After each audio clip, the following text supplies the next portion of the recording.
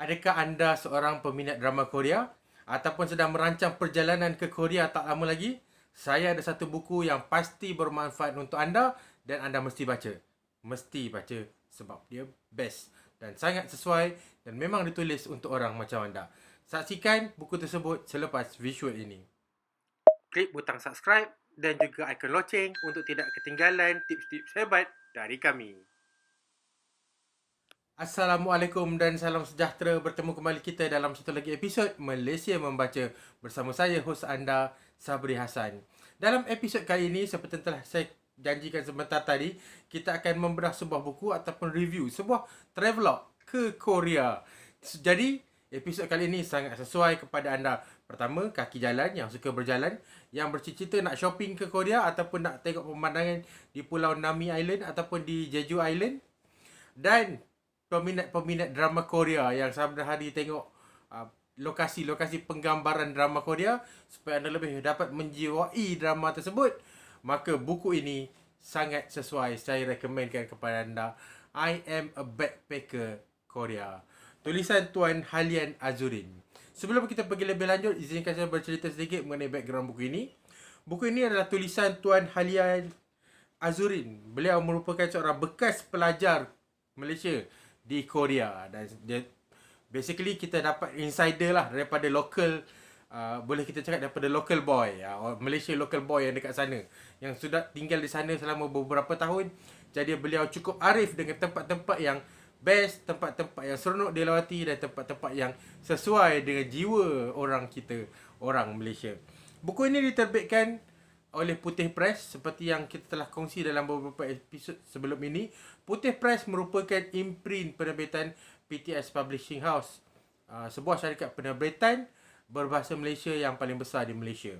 Harga buku ini adalah RM23. Saya rasa saya beli buku ini online bersama beberapa travelog lain.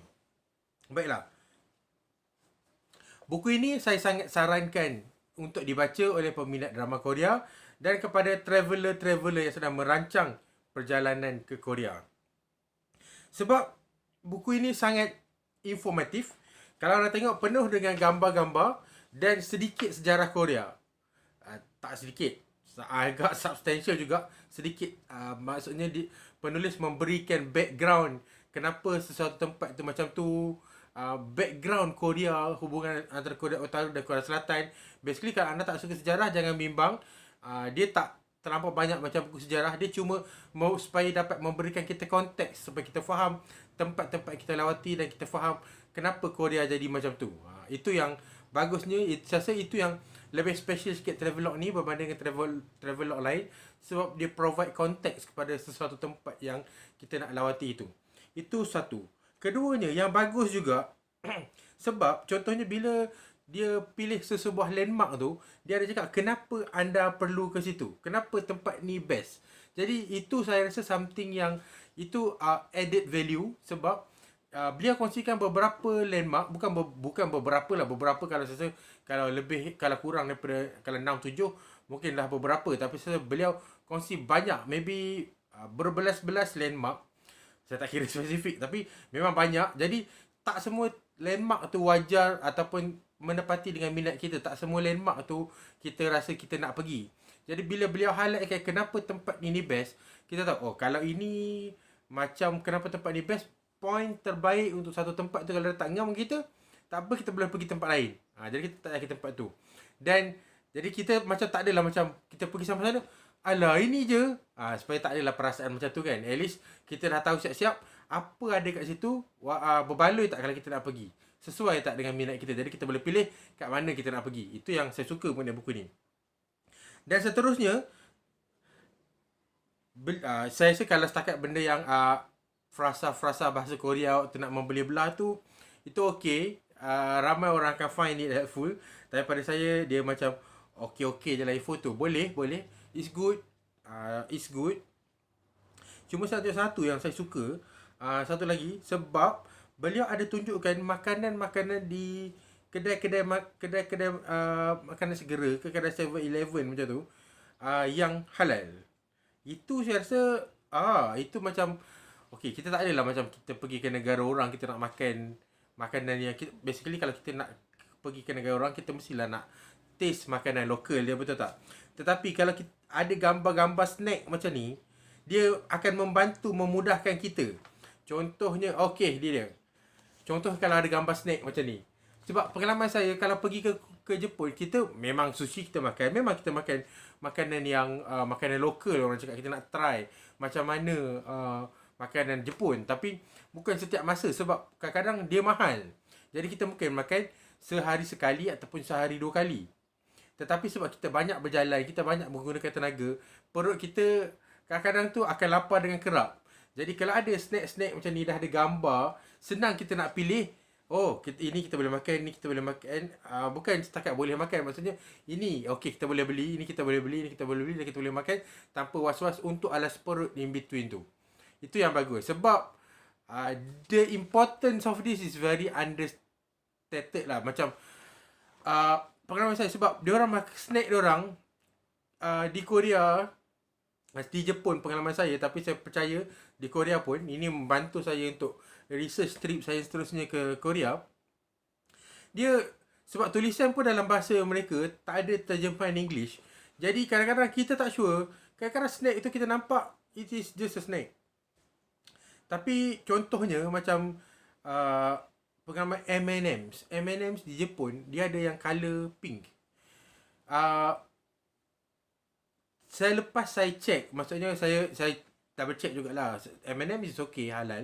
Tapi kita tengok M&M's colour pink. Saya tak tahu apa yang buat trigger saya nak check online time tu. Saya check, oh rupanya ni tak halal. Jadi bila ada dia share barang-barang yang ataupun produk makanan snack alas perut yang halal ni, dia akan sangat membantu lah. Okay, itu yang saya suka, yang berbeza dengan travelog lain.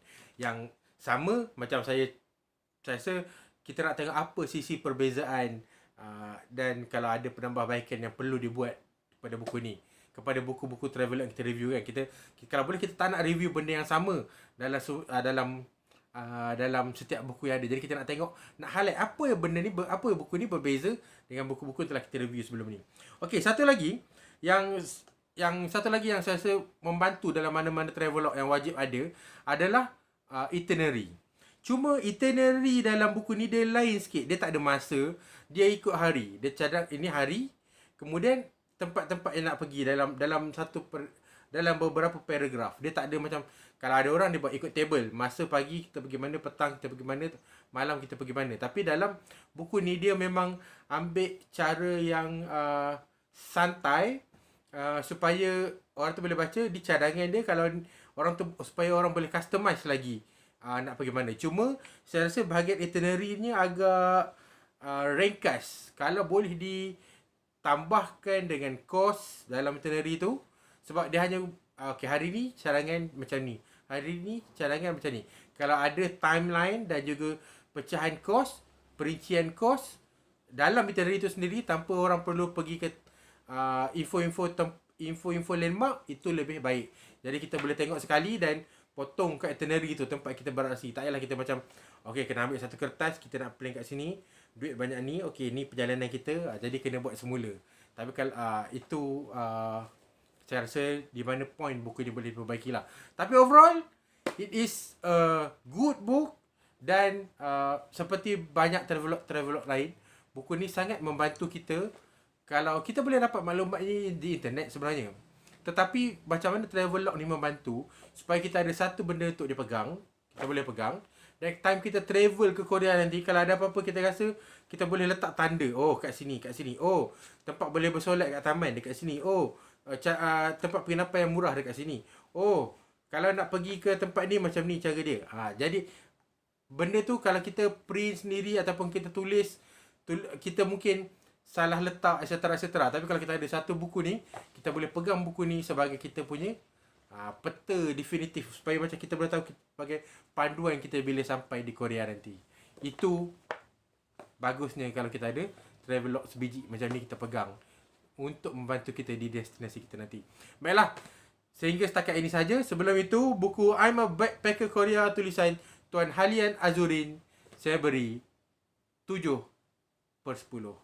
Baiklah, sehingga jumpa lagi dalam episod akan datang. Jangan lupa subscribe, komen dan share buku travelog yang anda paling suka ataupun yang paling best anda pernah baca setakat ini. Jangan lupa subscribe supaya nanti apabila ada review buku-buku lain yang kami lakukan, kami boleh update anda terus. Sekian, Assalamualaikum.